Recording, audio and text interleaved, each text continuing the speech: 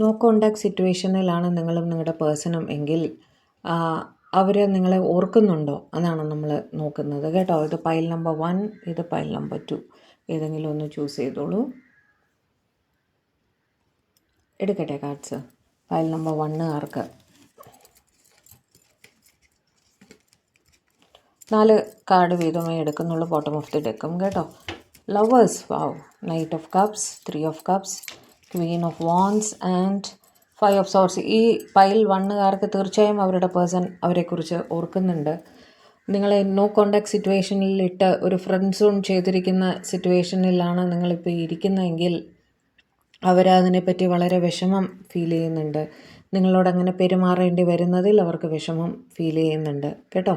നിങ്ങളെ പ്രതി അവർക്ക് ഒരുപാട് റെസ്പെക്റ്റും സ്നേഹവും തന്നെയാണ്. നിങ്ങളെ വിട്ടിരിക്കേണ്ടി വരുന്നതിൽ അവർ വല്ലാത്ത വിഷമം അനുഭവിക്കുന്നുണ്ട്, സ്ട്രെസ് അനുഭവിക്കുന്നുണ്ട്.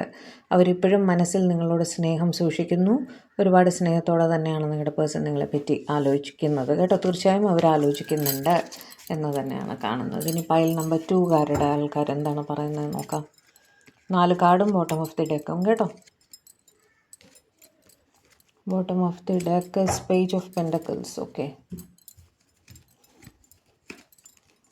9 of cups, 6 of sorts, knight of pentacles and 3 of cups. ഇവിടെയും ഒരു ഫ്രണ്ട് സോൺ ചെയ്തിരിക്കുന്ന പോലെയാണ് കാണുന്നത്.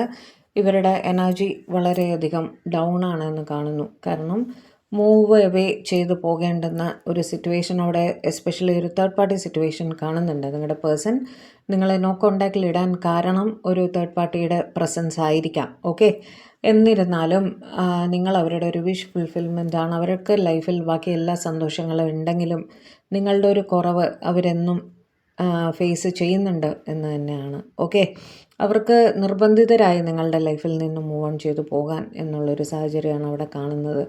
പേജ് ഓഫ് പെൻഡക്കിൾസ് വെച്ച് ഇവർ ഓൺലൈൻ റിലേറ്റഡ് ആയിട്ടുള്ള സകല നിങ്ങളുടെ ആക്ടിവിറ്റീസും ഫോളോ ചെയ്യുന്നുണ്ടാവും. അല്ലെങ്കിൽ അത് ചെയ്യുന്നില്ലെങ്കിൽ നിങ്ങൾ ബ്ലോക്ക്ഡ് ആണ് ആ സിറ്റുവേഷൻ ആണെങ്കിൽ ഇവർ നിങ്ങളുടെ സുഹൃത്തുക്കൾ വഴി, കോമൺ ഫ്രണ്ട്സൊക്കെ ഉണ്ടെങ്കിൽ അവർ വഴി നിങ്ങളുടെ അപ്ഡേറ്റ്സ് എല്ലാം എടുക്കുന്നുണ്ടാവുമെന്നും കാണുന്നു. അതായത് നിങ്ങളെ പറ്റിയുള്ള വിവരം ഇവർ ശേഖരിക്കുന്നുണ്ട്. അങ്ങനെ വരുമ്പോൾ നമ്മൾക്ക് എന്താണ് മനസ്സിലാക്കേണ്ടത്? തീർച്ചയായും നിങ്ങളുടെ പേഴ്സൺ നിങ്ങളെ ഓർക്കുന്നുണ്ട് എന്ന് തന്നെയാണ്.